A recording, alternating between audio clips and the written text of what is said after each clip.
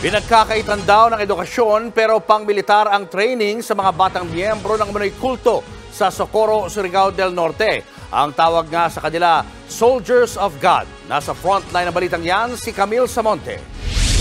Ako si Renz, 12 anos ang panagdaroon ng takas ko sa kapihan. Tila bumalik ang bangungot ng nakaraan sa 12 anyos na si Renz nang i-play sa pagdinig ng Senado ang recording ng kanyang salaysay tungkol sa military training nila sa Sitio Kapihan sa Socorro, Surigao del Norte. Dati siyang miyembro ng umano'y kulto na Socorro Bayanihan Services Incorporated o SBSI. Nang magbibigay na siya ng salaysay, hindi niya napigilang mapaiyak. Your Honor, for a while, Your Honor. Sure po. Sorry. Pagkalipas ng ilang minuto, umayos na ang pakiramdam ni Renz. Isiniwalat niya ang nakitang sakos-sakong armas na dinala raw sa kanilang bahay noong eleksyon. Ginagamit niya ito sa kanilang training. Kayo ba'y tinetrain para maging sundalo? Gitrain ba kuno mo nga mahimong sundalo? Oo, Your Honor. 12 years old ka rin, tinetrain ka para maging sundalo? Opo. Naging emosyonal ulit si Renz nang ikwento niya ang naranasang hirap sa loob ng Sitio Kapihan sa pamamahala ni J. Renz Kilario o mas kilala bilang Senyor Aguila. Sa barracks na mo magakot may kuan buhangin. Yatid Dutch. Sa barracks kasi daw nila is pinapakuha sila ng buhangin at ina-attendance, Your Honor.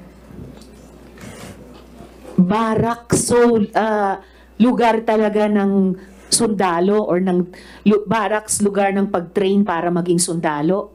Opo. Sumasa ilalim siya sa matinding training samantalang pinagkakait daw ni Senyor Aguila ang kanilang edukasyon. Bakit ka ba tumakas sa Kapihan? Kay wala may eskwela na. Karon bisag 12 yung edad, di pagyabog ko ibubusuhan. Wala kasi silang pag-aaral, Your Honor, at 12 na yung edad niya, hindi pa siya marunong sumulat.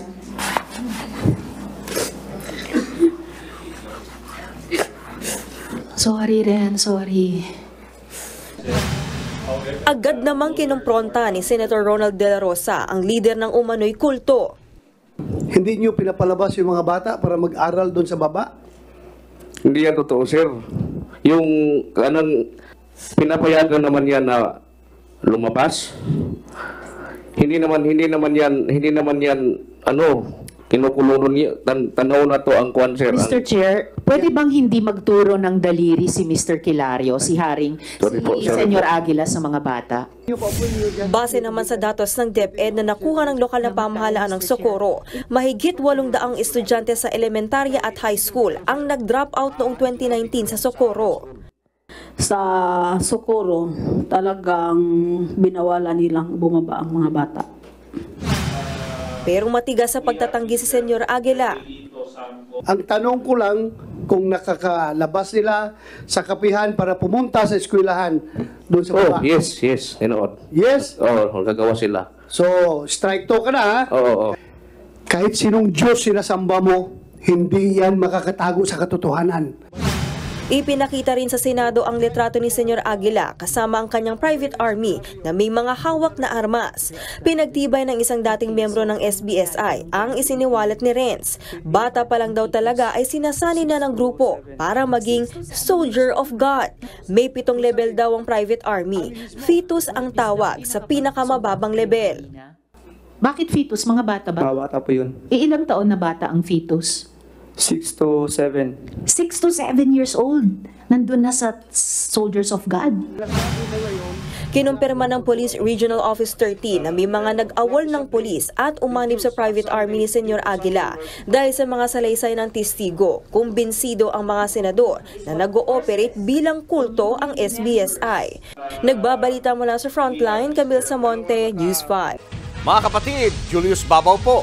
Huwag maging huli at maging una sa lahat ng balitaan. Para sa tuloy-tuloy na talakayan sa Frontline, mag-follow at mag-subscribe sa social media pages ng News 5.